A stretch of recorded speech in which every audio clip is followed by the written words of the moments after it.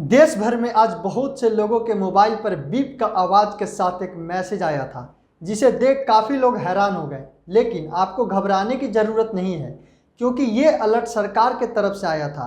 दरअसल सरकार और दूरसंचार विभाग इमरजेंसी अलर्ट सर्विस की टेस्टिंग कर रहा है। इन सब के बीच बहुत से लोग ऐसे भी हैं जिनके मोबाइल पर यह मैसेज नहीं आया है।